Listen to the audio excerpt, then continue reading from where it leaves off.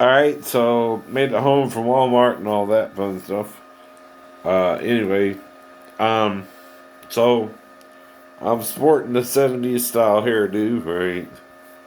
I mean, and Fu Manchu, right? But anyway,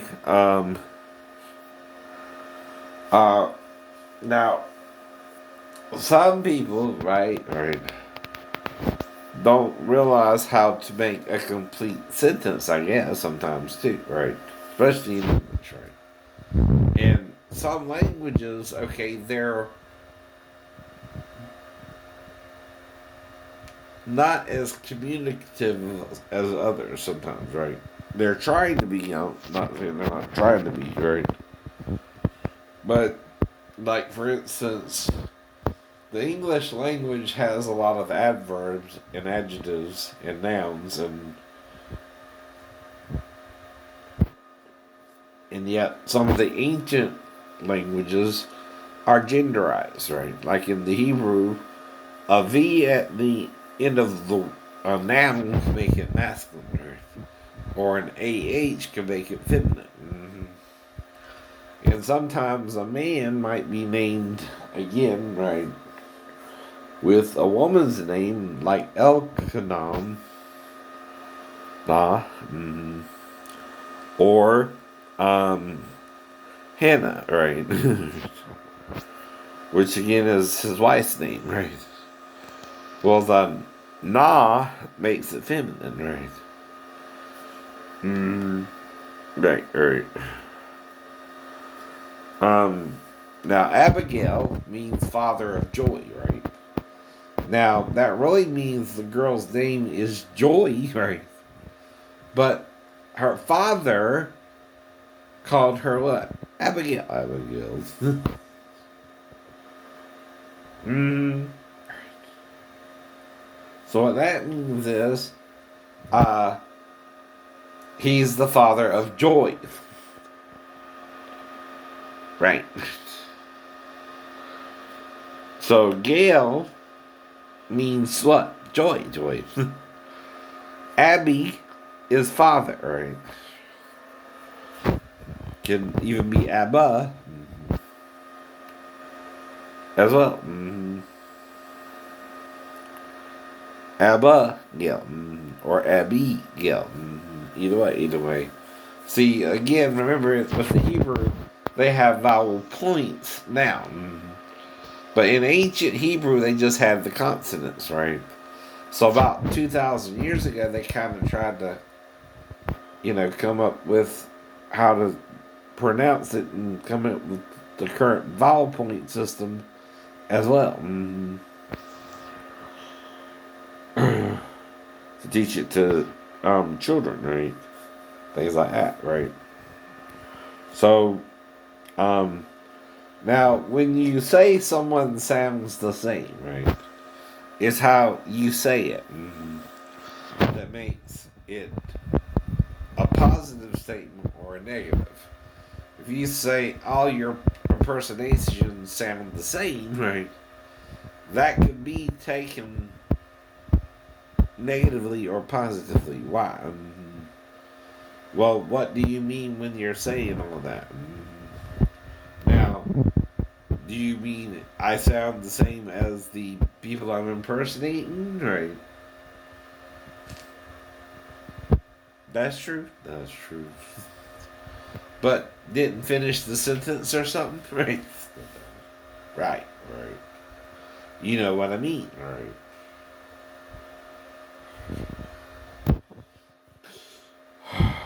Now, here's your problem. Okay, if people tell you not to read something, you read it anyway, but you still don't quite know what it's saying, right? You're kind of being duped, right? See, the reason is there's things you don't know about in the world, right? Like hermaphrodites, for instance, that those scriptures might apply to, right? But you never really were told about them, right? In fact, only reason I know of them is science class and earthworms, right? And snails, right? Right, right. But there can also be human hermaphrodites, right? Right.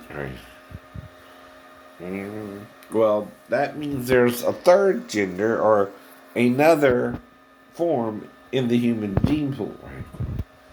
But the weird thing about it is normally we're male or female. When the X or the Y joins with the egg of the female, one makes you a female and one makes you a male. And the X is always within the female. Two X's, right? Two X's joining together to make the child a boy or a girl, as well, as the X or the Y. Well, that means both parties contribute to the child. That's why Paul says neither is the man independent of the woman or the woman independent of the man. That's also a form of androgyny or hermaphroditism, right? In that your genes are half from your mother and half from your father, right? And that's also a representative of the spirit and matter, right? Okay, Jesus said, "Our Father who art in heaven," right? "Hallowed be thy name." But Paul said, "The Jerusalem above is free and the mother of us all." So not only is there a heaven, right? There's a Jerusalem in heaven that is our mother as well. But you don't know about her, right? Because again, right, Paul said it later on. So you can also say, "Our Father, Spirit, and Mother Jerusalem that art in heaven, hallowed be thy names." Right? Because what we are is spirit and matter made flesh and blood and alive by the spirit of life in us all. Well, some people don't understand the metaphors in the Bible either. There's a lot of them. Or even the parable of why Eve heard that something speaking to her from around a tree that looked like, to her naive eyes, a serpent. And what that could be. You're not thinking. And that's what Moses wrote it that way for. You to use your head and figure out what spoke to her behind the tree. Wasn't a freaking serpent, fool. But if the story catches your imagination, you are looking at it how Eve does. She's not supposed to eat of a fruit tree in the garden. So, what does it mean if the serpent is really attached to a male or a hermaphrodite and it's really a penis? She don't know what it is. She never seen one before. Or had she, right? But not behind the tree. Not behind the tree. Right. That spoke to her, right? And when she came around the tree, it was Satan himself. You watched The Ninth Gate with Johnny Depp, right? How at the right time he found Mrs. Satan or something. Okay. Which is kind of the point about Satan, right? He can appear to men as a woman and women as a man. How? He's both. Now, if he's both, and he's sinning against the image of God in heaven, right? And Eve was taken out of Adam to be made in her own body from Adam. Hello. She was in Adam, but taken out of him and made in her own body individually, right? From him, right? So that means the spirit and matter, in order to make the first human being, in the image of God, Father, Spirit, and Mother Jerusalem,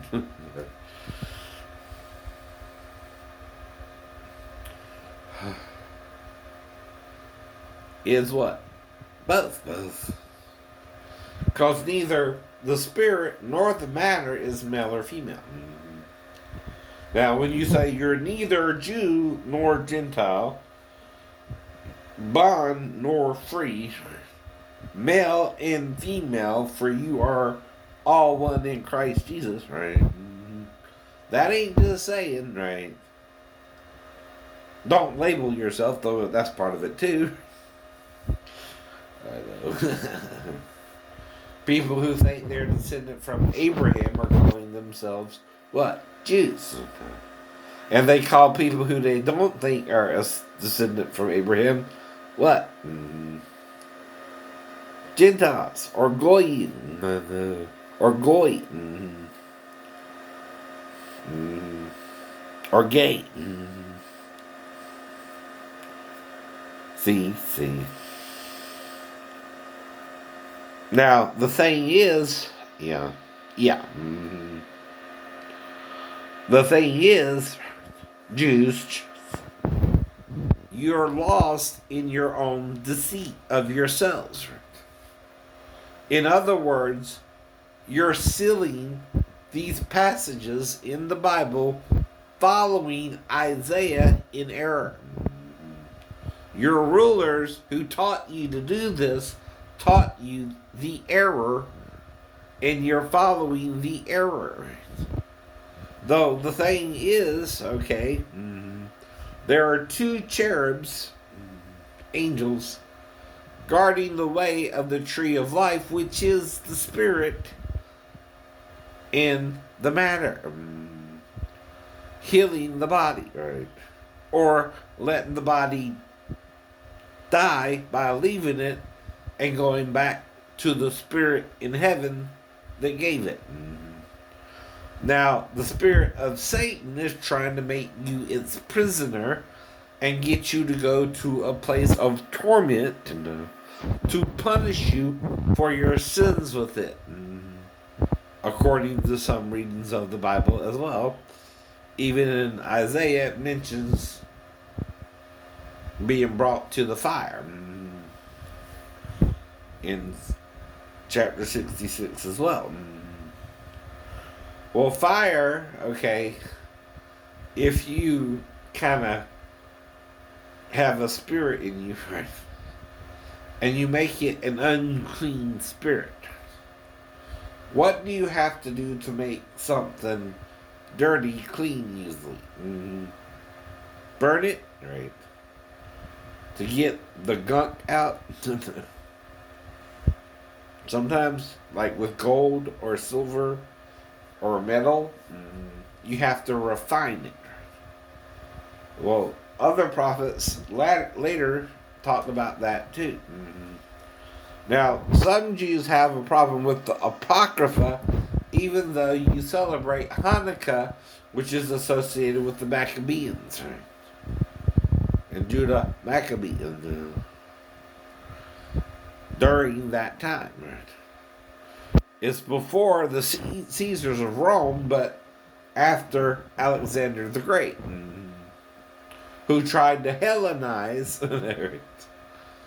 catch the word, the whole world. Now, again, Halel is the name given to the king of Cyrus, also called Cyrus in Isaiah 14. Now, his problem is the problem with what you call Ha-Satan, the enemy. Now, Haggai means what? Behold, nation. One man ain't a nation. Right?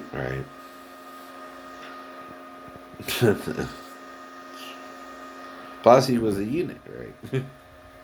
But anyway.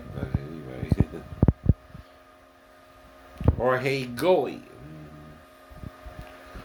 G-O-Y. Now, you're calling me gay because of the word goyim. You don't call it gaying, do you? No. It's goyim, so it's either goy or gay. Right. Now, I know I'm talking to some Jews out there who are set in their denial of sealing the seals. Well, when you seal something, okay, some people might notice one day. That's all I'm doing, is noticing what you're sealing. And trying to bring it out to you. Now, you say, Moses said not to add to or take away from what he wrote. Yet the prophets wrote more out as your nation went on, right? Why could they do that? It means don't change what he wrote, silly. But it's odd. I know. One of the passages talking of King David mentions shekels of iron, and they're not made out of iron, aren't they? Usually made out of gold or silver as well. Mm-hmm. Yeah. Well, what the hell that have to do with King David unless someone added that during the Iron Age, right? Well, that's okay. It's not a big faux pas, is it? Unless you're changing the meaning of it or something. Are you? Yes and no. But that does prove one of the writers of the Bible might have added that during the Iron Age, because during Egyptian times they used bronze up until Rome, right? Which is the first ones to use iron weapons, right? Now, iron can break bronze, right? And is a stronger metal. Now, the strongest metal today is like titanium steel. Steel and titanium, right? Now, most vehicles, though, are made out of aluminum, right? Which is, kind of the pliable metal, right? Because you want to shape a car into a design pattern, right? Now, the Fit, the Yaris, right? And Nissan's, the Versa, right? They all got similar hatchback designs, right? Very similar. I don't think they come from Japan now, do they? Right. Alright, that's a design, right? Pattern. Tick. So, but what they mean, though, is if you aren't ready to understand it, and you keep sealing it as well, you won't still understand it. No one can make you gay of Israel. See, just because you claim to be a descendant of Abraham, don't mean we can even trace that crap back to even find out. You're just born to people who think they are Jews, right? And follow the Jewish religion using the Torah and the prophets and the Psalms of David, right? They're not the Apocrypha, but up to a certain book writer, right? Malachi, as again, right? The ones you're listening to in the Hebrew language, right?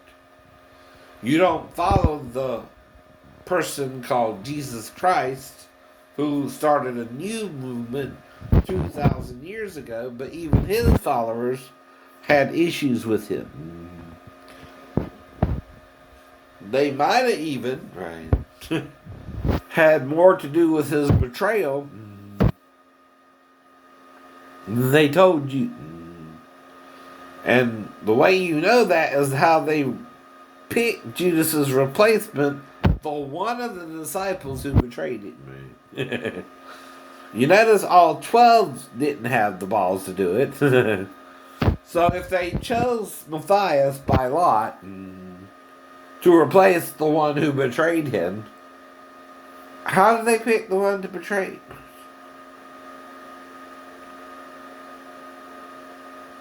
Or did Judas just on his own, right? Okay, as they act like he did betray them. It's kind of odd, though, that even the soldiers cast lots for his cloak. Or coat, whichever it was. But to pick his replacement, they also cast lots. So, 2 times, lots are cast in the story, but not with Jesus on it. Right.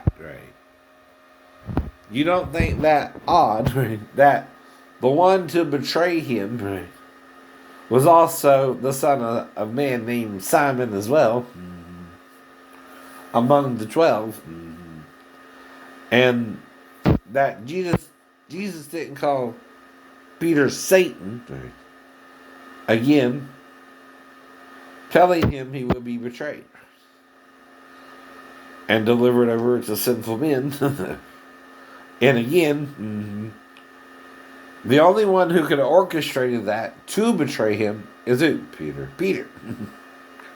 Now, do I say this to shame Peter?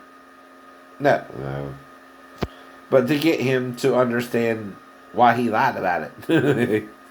Or you should, right? Now, if you're a man, you're not going to want people to know you betrayed your own Messiah. Because you fear the contempt of families and a great multitude that you keep silent and go not out the door. Peter, I don't know if you're still around, but I'm talking to your spirit, which is still in the church. Why do you think the Orthodox convinced Constantine to keep the truth sealed that the Gnostics were kind of dealing with, right? And opening, right? And why do you think for the first 300 years they were more popular than the Orthodox, but now the Orthodox is all you know, and that's based on Orthodox Judaism, which too says the Messiah is a man or male. Well, what if he's not? Isaiah said, Malachim Shad,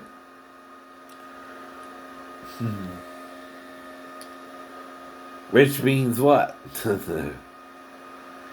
King's female, a king's female breast, right? Or king's female breast, you shall suck. I'm going back to English because I forgot the actual Hebrew word. I ain't used it in a while. But when they translate it into the Greek, they used a different word. Riches. You shall what?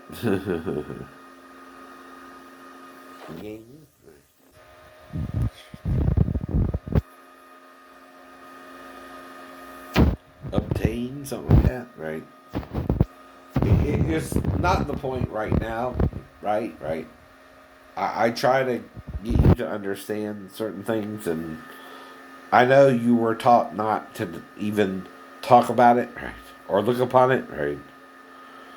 And even though some of you might have, you still don't understand it, right? See, it's delivered to the learned, and they say it is sealed, as Isaiah pointed out. But the unlearned, they say, I don't know what that means, right? But if you learn there's hermaphrodites in the earth, right, you could understand what it means, right? How can a king both have breasts but still be a king? He has both a penis and a vagina, right? And the breast of a woman, right? That's what they're not telling you.